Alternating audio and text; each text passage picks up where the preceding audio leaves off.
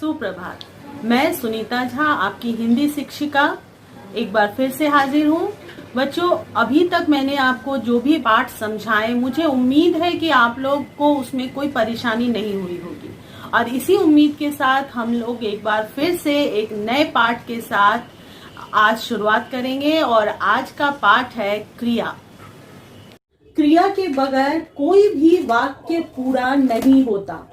आप सिर्फ एक क्रिया को बोल के एक पूरा वाक्य कह सकते हैं। जैसे जाओ, जाओ कहने से वाक्य पूरा हो जाता है एक तरह से, सामने वाला समझ जाता है। बैठो, गाओ, इस तरह के क्रिया शब्द। लेकिन अगर आप सिर्फ सर्वनाम या संज्ञा कहते हैं तो वो वाक्य पूरा नहीं होता। क्रिया की परिभाषा: जिन शब्दों से किसी कार्य के करने या होने का बोध हो वे क्रिया कहलाते हैं। जैसे हंसना, खेलना, गाना, है, था आदि। अब आपको ये तो समझ में आ रहा होगा कि क्रिया करना क्या होता है। लोग हंसते हैं, पेड़ हिलता है, बारिश होती है, तो ये सब क्रिया का करना कहलाता है। लेकिन क्रिया का होना क्या है? अब ये क्या चीज है क्रिया का होना? और अगर दोनों एक ही चीज है तो दो अलग अलग बार क्यों बोला जाता है कि क्रिया का करना और होना क्यों बोला जाता है? सिर्फ क्रिया का करना, कार्य का करना क्यों नहीं बोला जाता है? इसका मतलब कि ये दोनों एक चीज नहीं है। अब एक चीज नहीं है तो करना तो हमें पता है, होना क्या होता है? क्या आप जानते हैं होना किसे कहते हैं? चलिए मैं बताती हूँ। होना वो चीज होती है बच्चों, जैसा मैंने अभी बताया कि बगैर क्रिया के कोई भी वाक्य नहीं होता। होना उसे कहते हैं जब कोई क्रिया हो लेकिन उसे किसी के द्वारा किया नहीं जा रहा हो। जैसे मैं शिक्षिका हूं, मैं सुनीता हूं, आज सोमवार है, कल मंगलवार होगा, कल रविवार था, वह पेड़ है, तुम डॉक्टर हो। यहां पर मैंने हो, है, था, हूं जैसे शब्द प्रयोग किए। तो मेरे सुनीता होने में कोई काम तो नहीं हो रहा, लेकिन वहां पर हूं क्रिया है। आज सोमवार है, इसमें कोई काम नहीं हो रहा, लेकिन है उसमें क्रिया है। अतः ये हूं, है, होना, था, ये जो है वो कहलाता है क्रिया का होना। समझ गए? जिसे बच्चों आप लोग इंग्लिश में टू बी वर्ब के नाम से जानते हैं। आप लोग कहते हैं ना टू बी वर्ब, वो कहलाता है हिंदी में क्रिया का होना, यानी है, था, थी, होगा आदि। क्रिया किसे कहते हैं ये आप समझ गए होंगे बच्चों। अब जानते हैं धातु क्या है। धातु कहलाता है क्रिया का मूल रूप। जैसे ये हमने क्रिया कहा ना, खेलना, लेकिन हम हर जगह वाक्य में लिखते हैं क्या कि राम खेलना है? नहीं, हम लिखते हैं राम खेलता है। असल में कुछ चीजों से मिलकर ये चीज बना है। अतः क्रिया का जो मूल रूप यानी कि ये है जिसमें ना जुड़कर सामान्य क्रिया का सामान्य रूप बना, वो कहलाता है धातु। क्रिया का मूल रूप कहलाता है धातु। जैसे खेल, जा, हंस, गा, आदि कहलाता है धातु। और उसमें ना जुड़ने के बाद क्रिया का सामान्य रूप खेलना, जाना, हंसना, गाना आदि बनता है। देखिए मैंने यहाँ लिखा हुआ है, ना प्रत्यय जोड़कर सामान्य रूप बनाया जाता है क्रिया का। ठीक है बच्चों, यहाँ तक कोई परेशानी नहीं होनी चाहिए। आगे बढ़ते हैं बच्चों। क्रिया को कई आधार पर बांटा गया है। तो पहला है मुख्य क्रिया और सहायक क्रिया। मुख्य क्रिया वो होती है जो हम वाक्य में जिस क्रिया के बारे में मुख्यतः बताना चाह रहे हो। जैसे कई बार हम देखते हैं कि एक ही वाक्य में एक से ज्यादा क्रियाएं होती हैं। जैसे बारिश हो रही है, तो होना भी क्रिया है, रही है भी क्रिया है। वह दौड़ रहा है, तो दौड़ना भी क्रिया है, रहा भी क्रिया है और है भी क्रिया है। तो ये दौड़ना जो है वाक्य में हम बताने की कोशिश क्या कर रहे हैं? जैसे यहाँ मैंने लिखा है हम लोग खेल रहे थे, तो यहाँ पर वाक्य में मुख्यतः मैं बताने की कोशिश क्या कर रही हूँ? खेलने के बारे में, कि हम लोगों के द्वारा खेला जा रहा था। तो ये मुख्यतः बताने वाली जो चीज है वो कहलाती है मुख्य क्रिया। ठीक है, समझ में आई बात? जिस बारे में हम बताने की कोशिश कर रहे हैं वो कहलाती है मुख्य क्रिया। उसके बाद आते हैं ये रहे और थे। इन दोनों ने क्या किया है? इसको पूरा करने के लिए सहायता दी है। यानी मुख्य क्रिया को जो सहायता करता है, जो क्रिया मुख्य क्रिया की सहायता करती है वाक्य को पूरा करने में, लिंग वचन आदि के द्वारा, वो कहलाते हैं सहायक क्रिया। जैसे अगर रहे थे हैं तो हमें पता चल रहा है कि यहाँ बहुवचन है और पुल्लिंग है और ये भूतकाल में है, तो इसके द्वारा हमें इन बातों की जानकारी हुई, इसलिए ये कहलाते हैं सहायक क्रिया। दूसरे तरह से क्रिया को बांटा गया है कर्म के आधार पर। कर्म हमने कारक में पढ़ा है बच्चों, पहले कर्ता ने कर्म को, याद रखिएगा ये चिन्ह, जब मैं इसे विस्तार से बताऊंगी तो और इसे बताऊंगी।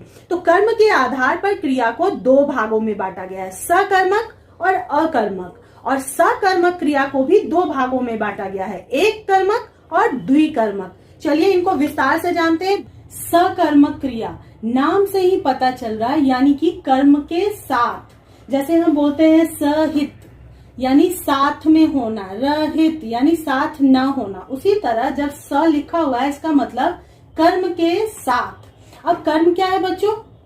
आप लोगों को मैंने अभी अभी बताया, कर्म जो हमने कारक में पढ़ा था उसका चिन्ह होता है को, और इसको पहचानने के लिए हम क्या प्रश्न करते हैं?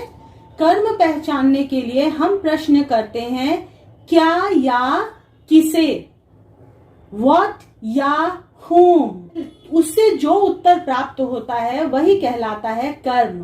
कर्म पर क्रिया का प्रभाव पड़ता है। क्रिया, वाक्य में जो भी क्रिया हुई हो, जो भी काम हुआ हो, उसका प्रभाव पड़ता है कर्म के ऊपर। जैसे मीता साइकिल चलाती है, चलने का काम हो रहा है, चलाने का, लेकिन चल क्या रहा है? चलाने से चल रहा है साइकिल, तो साइकिल क्या हुआ? साइकिल कहलाएगा कर्म।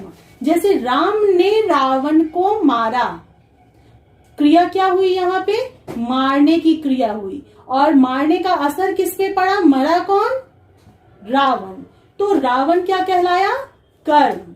तो बिल्कुल वो कर्म हमें ढूंढना है। अगर क्रियाओं के साथ कर्म है तो वो कहलाएगी सकर्मक क्रिया। कर्म पर क्रिया का असर भी पड़ता हो, ठीक है? यानी सकर्मक क्रियाएं वो हैं जिन क्रियाओं के साथ कर्म हो तथा क्रिया का प्रभाव कर्म के ऊपर पड़ता हो, वो कहलाते हैं सकर्मक क्रिया। उनको पहचानने के लिए मैंने अभी बताया, और ये मैंने ब्रैकेट में लिख दिया, आप लोग भी लिख लेंगे। पहचानने के लिए हम लोग क्या करते हैं? क्रिया के साथ क्या या किसे प्रश्न लगाते हैं, और उससे उसका जो उत्तर आता है तो वो कहलाती है सकर्मक क्रिया। और अगर इनका उत्तर प्राप्त न हो, अगर उत्तर न मिले, तो ऐसी दशा में वो कहलाएंगी अकर्मक क्रिया। ठीक है बच्चों, समझ में आई बात? प्रश्न लगाएंगे हम क्रिया के साथ। जैसे मैंने यहाँ उदाहरण में लिखा, शताक्षी पत्र लिखती है, और प्रश्न मैंने किसके साथ लगाया? इस लिखती है के साथ। क्या प्रश्न लगाया? क्या लिखती है? उसका उत्तर क्या है? पत्र। यानी हमें यहाँ उत्तर मिल रहा है, तो ये क्या हुआ? सकर्मक क्रिया हुई। मृदुला ने अवनी को देखा, प्रश्न है किसे देखा? अवनी को। तो यहां भी हमें उत्तर मिला, यानी ये भी सकर्मक क्रिया है। अब आते हैं सकर्मक क्रियाओं के भेद के बारे में। प्रश्न है क्या या किसे, और सकर्मक क्रिया का भेद है। पहला भेद, एक कर्मक क्रिया, यानी एक कर्म जिन क्रियाओं के साथ लगे हो, सिर्फ एक कर्म जिन क्रियाओं के साथ लगे हो, यानी किसी एक ही प्रश्न का उत्तर मिलेगा। जैसे यहाँ एक उत्तर मिला पत्र या अवनी, उसी तरह मान्या पुस्तक पढ़ रही है, प्रश्न क्या होगा? क्या पढ़ रही है? क्या का उत्तर हमें क्या मिलेगा? पुस्तक। यानी हमें यहाँ पे एक ही प्रश्न का उत्तर मिल रहा है, यानी ये हुए एक कर्मक क्रिया। उसके दूसरा है द्विकर्मक क्रिया। द्विकर्मक, द्वि का मतलब आप जानते हैं दो होता है, तो जिन क्रियाओं के साथ दो कर्म जुड़े हुए हों वे कहलाएंगे दो द्विकर्मक क्रियाएं। जैसे यहाँ मैंने प्रश्न लिखा है, माँ ने तान्या को दूध दिया। उदाहरण लिखा है, माँ ने तान्या को दूध दिया। प्रश्न क्या है? किसे क्या दिया? और उत्तर हमें क्या मिलेगा? तान्या और दूध। दो उत्तर हमें मिले, दो प्रश्न हमने किए, यानी यहाँ पे दो कर्म है, तो ये कहलाएंगे द्विकर्मक क्रिया। जैसे माली पौधों को पानी दे रहा है, किसे क्या दे रहा है? पौधे को पानी। यहाँ भी दो प्रश्न हुए, दो उत्तर मिले, तो इस तरह के वाक्य कहलाएंगे द्विकर्मक क्रिया। सकर्मक क्रिया के बाद बारी आती है अकर्मक क्रिया। जैसे हम जानते हैं अज्ञान का मतलब होता है ज्ञान का न होना, यानी और जुड़ने का मतलब होता है किसी चीज का अभाव होना। तो यहाँ पर अभाव किस चीज का है? अभाव है कर्म का, यानी ऐसी क्रियाएं जिनके साथ कर्म ना हो तथा क्रिया का प्रभाव सीधा कर्ता पर पड़ता हो। सकर्मक क्रियाओं में क्रिया का प्रभाव कर्म के ऊपर पड़ता था। मैंने जैसे बताया था रावण को मारा तो मारने का प्रभाव पड़ा था रावण पर, लेकिन अकर्मक क्रियाओं में चूंकि कर्म है नहीं तो सीधा प्रभाव पड़ता है कर्ता के ऊपर। जैसे मानी हंसती है तो हंसने का प्रभाव सीधा किस पर पड़ रहा है? मानी पर। वह कूद रही है तो कूद कौन रही है? क्या हम इसके साथ क्या या किसे प्रश्न लगाने पर उत्तर पा सकेंगे? देखते हैं। क्या हंसती है, क्या ये प्रश्न सही है? नहीं, यहाँ पर होगा कौन हंसती है, लेकिन हम कर्म को पहचानने के लिए को प्रश्न नहीं लगाते और ना ही हम इसको बदलते, क्रिया को बदलते। हम ये नहीं पूछ सकते कि क्या कर रही है, हमें बस इसी क्रिया के साथ यानी हंसती है के साथ ही क्या या किसे प्रश्न लगाना है। हंसती है के जगह पर क्या कर रही है नहीं पूछ सकते हैं, ना ही हम पूछ सकते हैं कौन हंसती है। तो इसलिए क्या हंसती है पूछा गया और क्या हंसती है का कोई उत्तर नहीं मिल सकता है। उसी तरह कुछ ऐसी सदा अकर्मक क्रियाएं हैं, जैसे कूदना, हंसना, सोना, उछलना, रोना। जैसे अगर मैं बोलूं मीता सोई हुई है तो आप ये नहीं पूछ सकते कि क्या सोई हुई है, आपको पूछना होगा कौन सोई है। लेकिन हम कौन यहाँ पर पूछ नहीं सकते क्योंकि हमें कर्म जानना है और कर्म को जानने के लिए प्रश्न सिर्फ किसे या क्या लगाया जा सकता है। उम्मीद है ये आप लोग समझ गए होंगे। ये आपको बार बार पूछा जाएगा, वाक्य के समय भी इसकी जरूरत पड़ेगी, कारक जानने में भी जरूरत पड़ेगी, कर्म के लिए भी जरूरत पड़ेगी, इसलिए कर्म आप अच्छे से समझ लें। अब संरचना के आधार पर क्रिया के भेद, हमने दो तरह के भेद देखे, एक तो मुख्य क्रिया और सहायक क्रिया, दूसरा अकर्मक और सकर्मक क्रिया, और तीसरा है संरचना के आधार पर, ये था कर्म के आधार पर। संरचना के आधार पर क्रिया 5 भागों में बांटी गई है। सामान्य क्रिया, संयुक्त क्रिया, नाम धातु क्रिया, प्रेरणार्थक क्रिया और पूर्वकालिक क्रिया। प्रेरणार्थक क्रिया को भी 2 भागों में बांटा गया, प्रथम प्रेरणार्थक और द्वितीय प्रेरणार्थक। बारी बारी से हम इन्हें जानते हैं। पहला है सामान्य क्रिया। सामान्य क्रिया, सामान्य का मतलब जनरल, नॉर्मल, इसमें किसी तरह की कोई पेचीदा बात नहीं होगी। यानी जब किसी वाक्य में सिर्फ एक ही क्रिया लगी हो, जैसे वह गया, उसने खाया, मैंने लिखा, नितेश गया, ये सारे हो गए सामान्य क्रियाएं। ठीक है। दूसरा है संयुक्त क्रिया। दूसरी क्रिया कौन सी है? संयुक्त क्रिया। जब किसी वाक्य में 2 या 2 से अधिक क्रिया मिलकर वाक्य को पूरा करती है।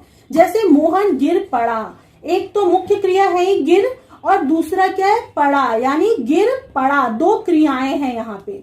संयुक्त का मतलब ये होता है साथ में जुड़ा हुआ। ठीक है।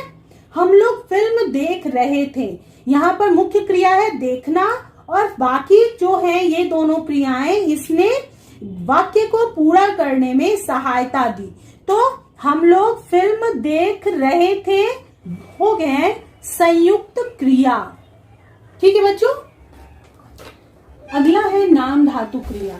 बच्चों नाम का मतलब तो आप लोग समझ रहे होंगे, संज्ञा। अब संज्ञा को धातु में बदलना, धातु यानी क्रिया के मूल रूप में बदलना।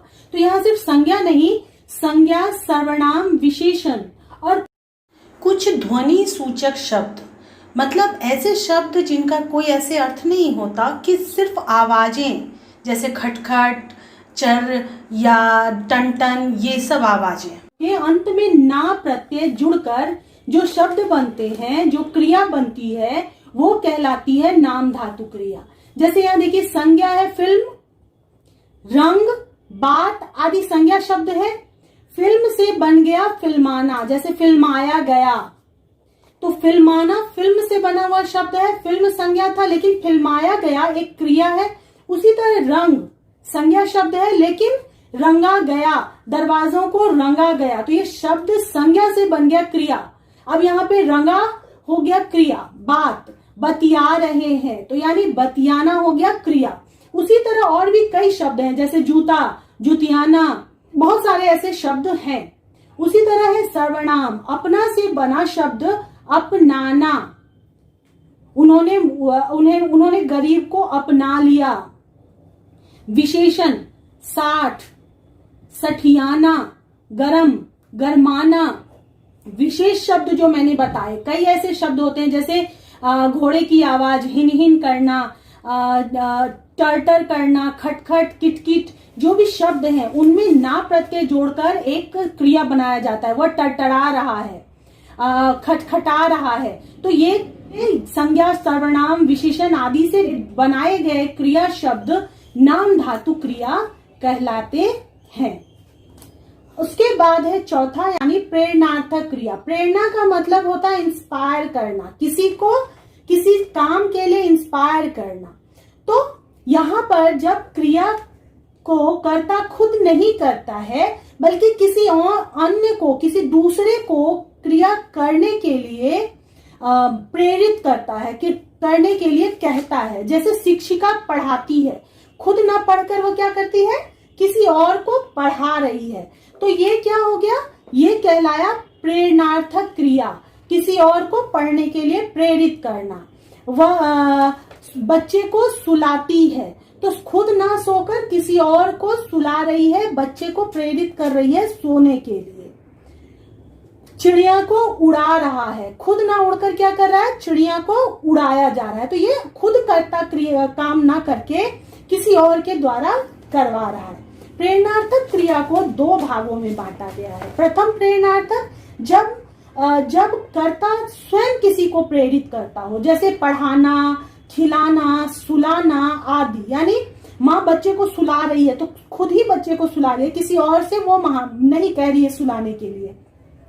लेकिन द्वितीय प्रेरणार्थक क्रिया में कर्ता स्वयं क्रिया के लिए प्रेरित नहीं करता है बल्कि किसी और से करवाता है। जैसे माँ बच्चे को शिक्षक से पढ़वा रही है, माँ नौकरानी से कपड़े धुलवा रही है, तो ये धुलवा रही है, खुद किसी और की सहायता से वो काम को करवा रही है।